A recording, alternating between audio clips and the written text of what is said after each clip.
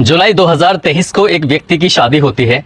उसकी खुद की उम्र 52 साल और उसकी दुल्हन की उम्र थी 16 साल। जब सुहागरात मनाने के लिए चलता है तो सीधा जाता है उस कमरे में जहां पर उसकी दुल्हन उसका इंतजार कर रही थी।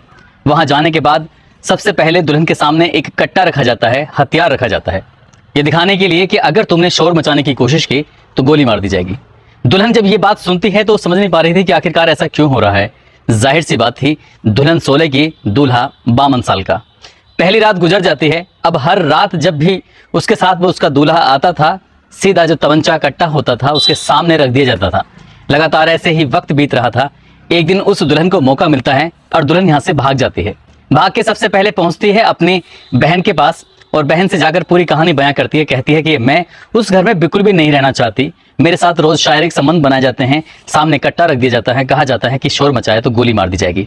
वो लड़की डरी हुई थी, सहमी हुई थी। अपनी बहन को लेकर सीधा थाने पहुंचती है और थाने जाने के बाद पूरा वाकया बताती है। थाने में भी उसकी कोई सुनवाई नहीं होती। लड़की DIG तक पहुंचती है, वहां तक भी उसकी सुनवाई नहीं होती है। हार थक कर वो लड़की एक सोशल मीडिया पर वीडियो अपलोड करती है और वीडियो अपलोड करने के बाद अपनी कहानी बयां करती है। कहती है कि साल 2007 में वो पैदा हुई थी। हाल ही में उसने 10वीं की परीक्षा पास की है। उसकी माँ दिसंबर 2022 में खत्म हो गई थी और पिता ने दूसरी शादी कर ली। जब की थी तो पहले से ही पिता कर्जे में इतना दबा हुआ था, बहुत ज़्यादा समझ नहीं पा रहा था कि कर्जा कैसे उतारे। तभी उसका एक बिहार के भागलपुर का रहने वाला एक बूढ़ा आदमी उसके घर पहुंचता है, उसके पिता के यहाँ।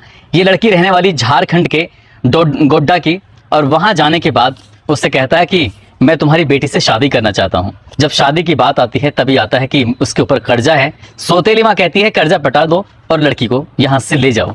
यानी कि जितना भी उसके ऊपर कर्जा था, कर्जा उतार दिया जाता है और उस लड़की को जो 16 साल की थी दुल्हन बना दिया जाता है। जैसे ही ये वीडियो सोशल मीडिया पर वायरल होता है, पुलिस अभी तक सोई हुई थी और वीडियो वायरल होने के बाद तुरंत पुलिस की आंखें खुल जाती हैं। इस जिले यानी कि भागलपुर जिले के जो SP होते हैं आनंद कुमार इस वीडियो को देखने के बाद कहते हैं कि हम इस बिटिया को न्याय दिलाने की पूरी कोशिश करेंगे। इस बिटिया ने आगे पढ़ने की इच्छा जाहिर की है, उसे हम पढ़ाने की भी कोशिश करेंगे।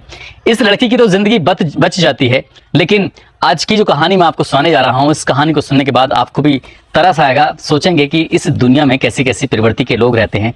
थोड़े से सुख के लिए, थोड़ी सी शारीरिक इच्छाओं की पूर्ति के लिए इंसान किसी भी हद तक गिर जाता है।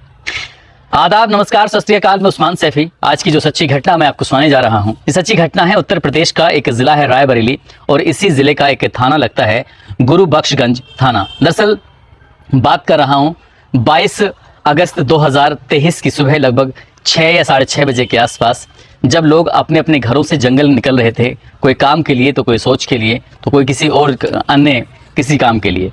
तो जब ये लोग निकल रहे हैं तो रास्ते में उनको एक लाश मिलती है। करीब 50 या 52 साल का एक व्यक्ति होता है। उसकी लाश देखने के बाद लोग शोर मचाते हैं और शोर सुनने के बाद पूरा गांव उस घटना स्थल पर इकट्ठा हो जाता है, एकत्र हो जाता है। यहाँ आकर देखते हैं, गांव वालों ने पहचान किया कि ये तो मेंढीलाल है। मेंढीलाल की उम्र लगभग 50 साल के आसपास होती है। सूचना पुलिस को दी जाती है और गुरुबख्शगंज थाने की पुलिस मौके पर आती है। मौके पर आने के बाद इस बुजुर्ग व्यक्ति के शव को कब्जे में लेकर सीधा पोस्टमार्टम के लिए भेज दिया जाता है। जब कोई भी क्राइम होता है तो उसके पीछे कोई ना कोई मोटिव होता है। पुलिस उस मोटिव को तलाश करने की कोशिश कर रही थी कि आखिरकार इस बूढ़े आदमी का किसने कत्ल किया है।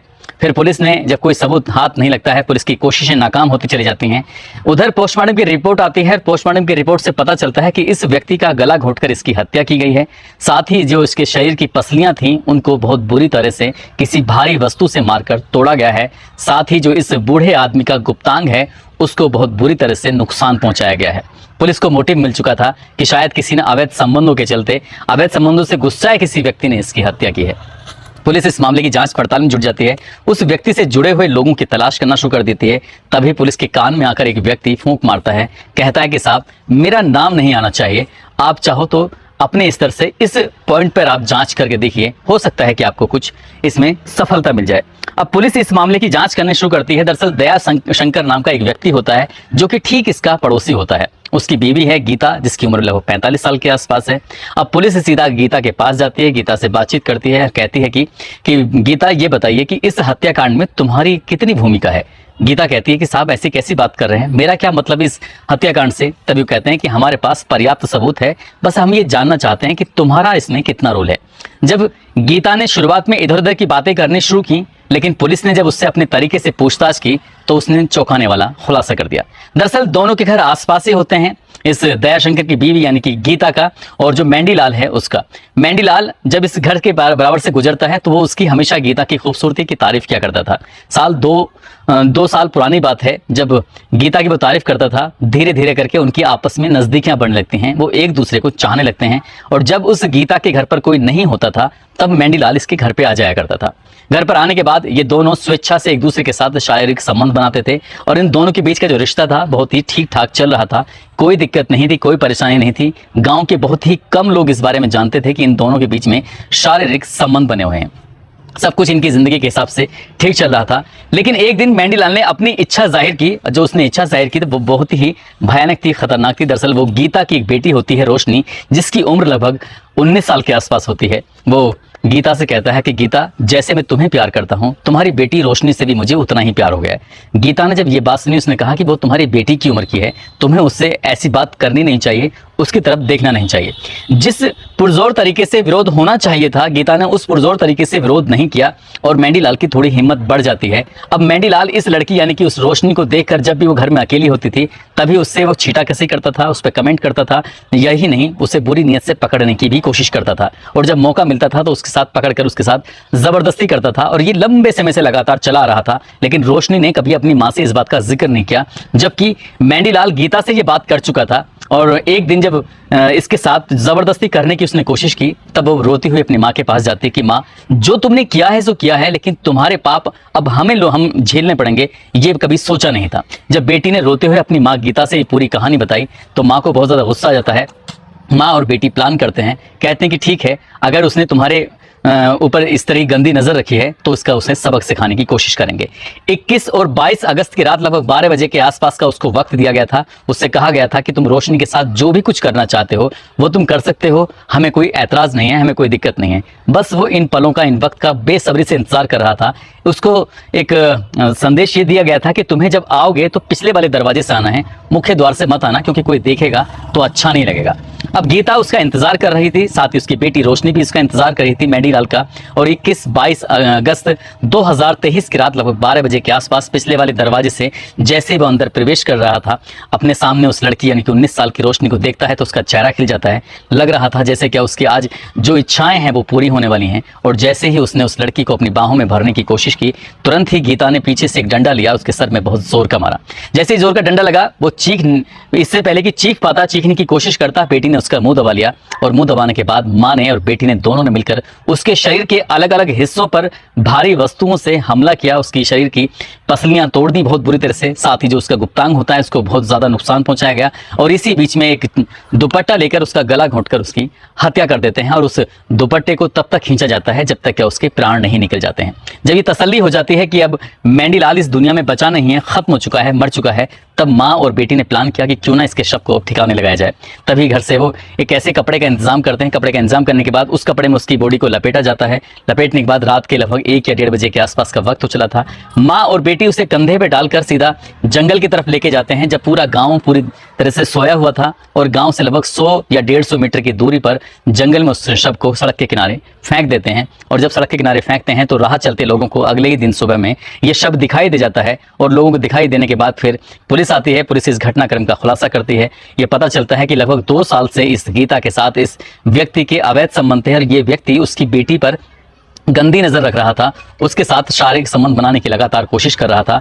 माँ को जब इस बात पर गुस्सा आता है तब वो अपनी बेटी की इज्जत को बचाने के लिए बदला तो ले लेती है, लेकिन बेटी की और माँ की जिंदगी पूरी तरह से खराब हो जाती है, क्योंकि पुलिस ने माँ और बेटी दोनों को ही गिरफ्तार कर लिया। और गिरफ्तार करने के बाद इनको जेल भेज दिया है। इनसे जो सबूत थे, जिसमें वो भारी वस्तु या डंडा जो भी इस्तेमाल किए गए थे, वो सब कुछ बरामद करके पुलिस ने एक गंभीर धाराओं में मुकदमा दर्ज किया। साथ ही चार्जशीट लगाने की कम से कम समय में कोशिश है ताकि इन महिला को सजा मिल सके। जो इस इलाके के, इस जिले के एसपी होते हैं आलोक प्रियदर्शी, वो कहते हैं कि अगर बेटी पर उसकी गंदी नजर थी तो पुलिस का सहारा लेना चाहिए था। अगर पुलिस का सहारा लेते तो शायद ये क्राइम कभी भी नहीं होता। और शायद माँ बेटी ने सोचा होगा कि हम इसको मार डालेंगे और इस बात का कभी किसी को पता नहीं चलेगा। लेकिन क्राइम को कितने भी शातिर तरीके से क्यों ना किया जाए, क्राइम कभी छिपता नहीं है। क्राइम खुल जाता है और दोनों माँ बेटियों को जेल जाना पड़ता है।